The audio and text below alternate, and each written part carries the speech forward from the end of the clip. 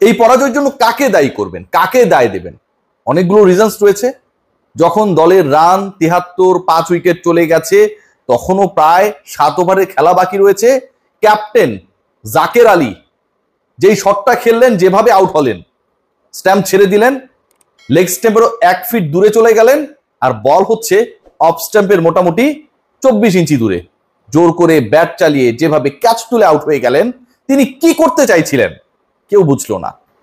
যেভাবে পাকিস্তানের বিপক্ষে বাংলাদেশ পরাজিত হলো, যেভাবে লজ্জার হারকে বরণ করে নিল, যেভাবে বাংলাদেশ নাথিং ব্যাটিং অ্যাপ্রোচে 135-এর টার্গেট ক্রস করতে ব্যর্থ হলো, এটা ভাই চিন্তার বাইরে।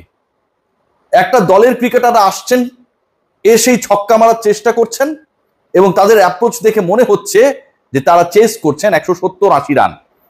সুনীল গাভাস্কার ধারাভাষ্য কক্ষ থেকে এটাই বলেছেন।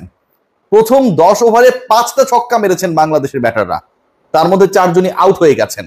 কিন্তু এই 5 ছক্কা মারার পরেও দলের রান 60 পেরোয় না।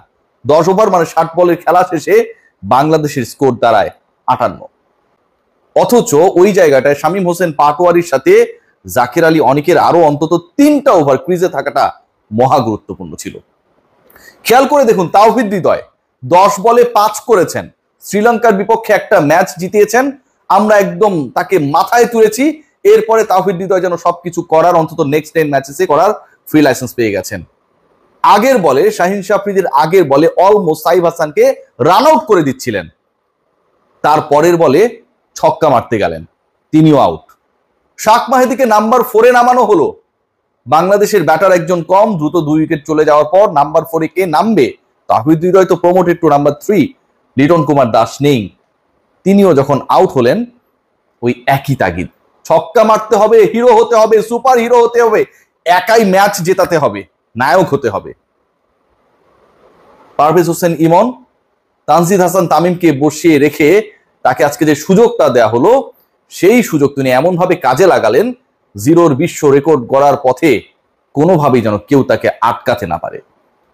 এরকম একটা সিচুয়েশন যেখানটায় আমাদের বোলিং ডিপার্টমেন্ট পাওয়ার প্লেতে পাকিস্তানকে অ্যালাউ করলো মাত্র 27 রান দিতে, যেখানে আজকে 3 পরিবর্তনের একাদশে ফেরা তাসকিন আহমেদ বোলিং ইনিংসের প্রথম ওভারই উইকেট নিয়ে নিলেন, সাহেবজাদা ফারহান ফিরে গেলেন। দ্বিতীয় ওভারে শাক বোল করতে এসলেন, শাকের প্রথম ওভারই উইকেট, এবং বাংলাদেশের প্রথম 2 ওভারই পাকিস্তানের 2 উইকেট নেই। সেই সিচুয়েশন থেকে শুধু মনে হচ্ছিল যে বাংলাদেশের বোলিং ডিপার্টমেন্টের যেন কোচের দায়িত্বে চলে গেছেন উৎসবের জাহিদ হাসান। এত কিপ্টে bowling, Pakistan batting line up কাঁপছে। 10 ওভার শেষে দলটার স্কোর দাঁড়ালো 46। অর্থাৎ আমরা যদি বল হিসাব করি, 10 ওভার 60 বল, পাকিস্তানের রান 60 বল থেকে আরো 14 কম। বাংলাদেশ যেই দলটা 10 ওভার শেষে 58 করেছিল, পাকিস্তানের সেই সিচুয়েশনে ছিল 46। যেই বাংলাদেশ শেষ পর্যন্ত 135 ক্রস করতে পারলো না, সেই পাকিস্তান প্রথম 10 ওভারে 46 করা পাকিস্তান, প্রথম 10 ওভারে 46 রানে 4 উইকেট হারানো পাকিস্তান, টপ 4 ব্যাটার হারানো পাকিস্তান, শেষ 10 ওভারে তুললো 89 রান।